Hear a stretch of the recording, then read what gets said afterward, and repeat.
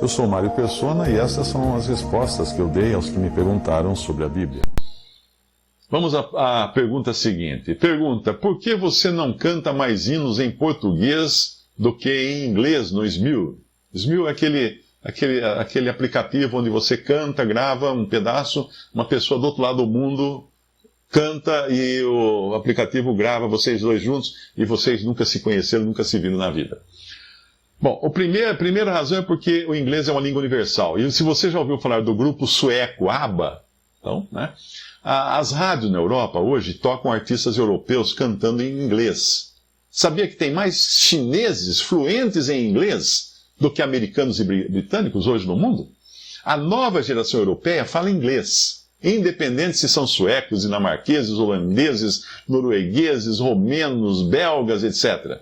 Viaje pelo mundo e você irá descobrir que perdeu tempo vendo novela. Devia ter estudado inglês. A segunda razão é porque os norte-americanos têm uma tradição musical cristã muito mais forte que os brasileiros. No ginasial eu tinha aulas de música com a dona Marina, ao piano, mas nós mal murmurávamos quando devíamos cantar, porque a timidez e o medo atrapalhavam. Eram músicas populares, hino nacional, hino na bandeira e tal. O problema era cultural. Extinguiram as aulas de música não muito depois do meu tempo. Mas quando eu fui morar nos Estados Unidos, em 1972, com 17 anos, como estudante de intercâmbio, a cultura era outra. A primeira surpresa que eu tive foi a missa. Eu tinha vindo de uma família católica, então eu ia à missa junto com a família que me hospedava. No Brasil, ninguém cantava na missa, a não ser aquelas velhinhas da primeira fileira, a Filha de Maria, acho que é o nome. Nos Estados Unidos, eu ia à missa todos os dias, porque o ônibus escolar era do padre. E todos eram obrigados a assistir à missa de 20 minutos antes de seguir para a escola, senão a gente não tinha condução. E na missa americana, todos cantavam, todos. Eu nunca tinha visto aquilo no Brasil. Eu não sabia que no Brasil as pessoas cantavam nas igrejas evangélicas. Porque eu não ia à igreja evangélica. Porque eu só entrei numa igreja protestante, acho que metodista, se não me engano, num casamento, mas isso depois de eu já ter mais de 20 anos. Na escola nos Estados Unidos não existia apenas a cultura da música ensinada na escola. Existia também a cultura da oratória. Os alunos que iam à frente e apresentavam o trabalho faziam isso com uma desenvoltura de um candidato à presidência.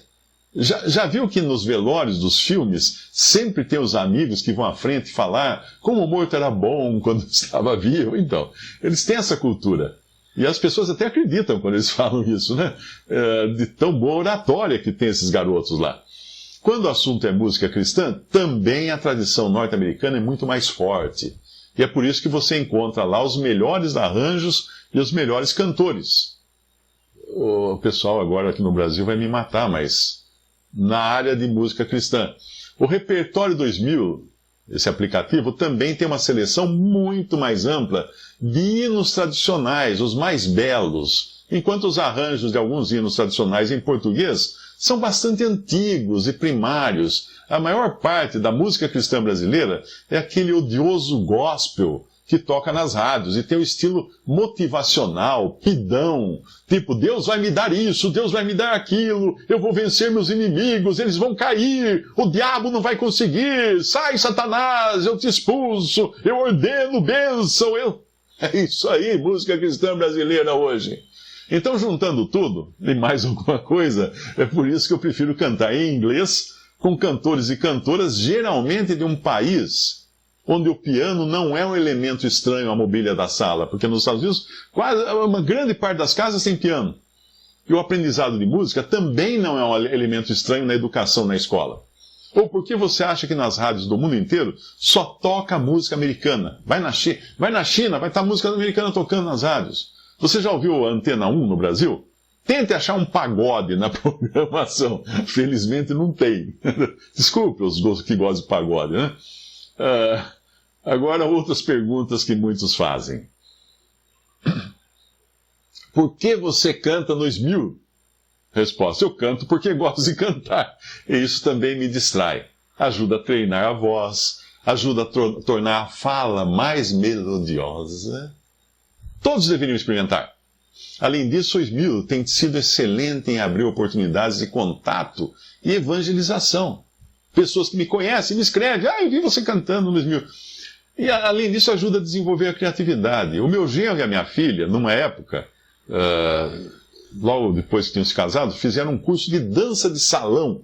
Porque a empresa onde ele trabalhava na época, nos Estados Unidos, ele é advogado americano, pagava cursos e atividades artísticas para os advogados desenvolverem a criatividade. Viu só? Então eles escolheram dança de salão. Por que você só canta com moças bonitas 2000? Resposta: eu canto com mulheres e homens de todas as idades, você que não prestou atenção. E todos são bonitos porque eu não consigo encontrar uma pessoa feia cantando louvores. Todos que cantam louvores ficam bonitos, porque Provérbios 15, 13 fala que o coração alegre aformoseia o rosto. Viu aí? Quer ficar bonito? Vá lá no 2000 cantar comigo. Pergunta. Antes da pergunta, o esclarecimento. Eu muitas vezes recebo mensagens do tipo: nossa, Mário, que memória você tem? Consegue guardar tantos versículos na cabeça? Não, não consigo. Não consigo. Hoje de manhã eu tinha uma lista de compras que eu preciso fazer, e eu fui anotar, eu lembrei, puxa, eu preciso comprar shampoo. Deixa eu procurar uma caneta para anotar aqui na lista shampoo. Procurei a caneta, peguei a caneta e daí eu disse: o que eu estou fazendo com essa caneta? Eu não lembrava mais o que eu tinha que fazer com a caneta. Demorou alguns minutos até você voltar onde eu estava e lembrar. Então, eu não lembro os versículos, eu não consigo guardar de memória coisa alguma. Eu leio, eu tenho aqui na minha frente o meu celular, tem um teleprompter nele. Quando eu estou lendo um versículo, estou lendo dele. Tá?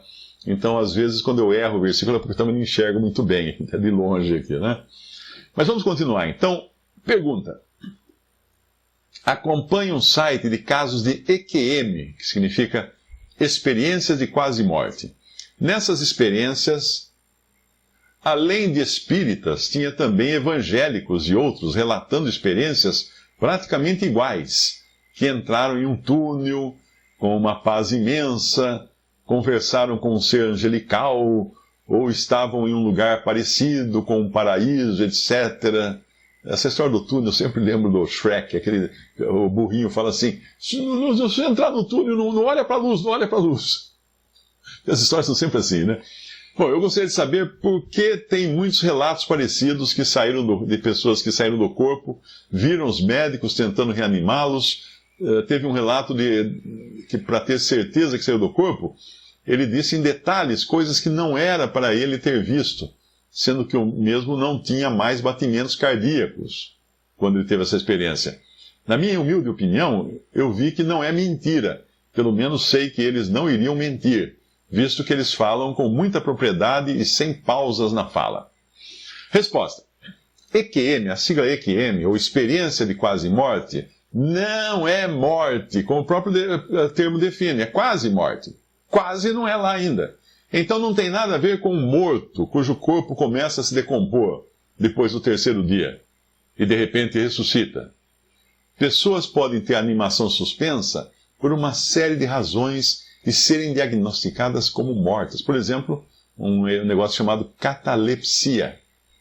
Mas são muitos os casos de exumação de cadáveres em que o corpo estava virado de bruço e o forro do caixão todo rasgado, porque a pessoa foi enterrada viva, num estado impossível de ser detectado. Muitos dos que contam de experiências de quase morte podem acabar enveredando pelo caminho da mentira, à medida que eles percebem que o seu discurso atrai adeptos. Quem conta um conto aumenta um ponto, você não sabe disso? E aí eles vão se empenhar cada vez mais em acrescentar detalhes em busca de notoriedade. Por exemplo, eu saí voando no meu quarto e eu vi que lá tinha uma lata de refrigerante. Daí ele conta esse programa e ele fala assim: era Coca ou Pepsi? Era Coca. Daí ele vai sempre falar que é Coca. Mas não viu nada disso. Ou são simplesmente pessoas que estavam tão chapadas com medicamentos que permitiam ver até unicórnios coloridos voando pelo quarto. Alucinações não é coisa rara em quem sofre acidentes ou fica em coma. Mas o ponto que eu quero chamar aqui, não faz sentido um cristão se ocupar com isso. Nós não aguardamos a morte, nós aguardamos a vida. Mateus 8, 22 diz: Jesus, porém, disse-lhes: segue-me e deixa os mortos sepultar os seus mortos. Então, quer um conselho? Deixa os mortos sepultar os seus mortos ou os quase mortos. Ok? Visite respondi.com.br. Adquira os livros ou baixe e-books. Visite 3minutos.net. Baixe o aplicativo.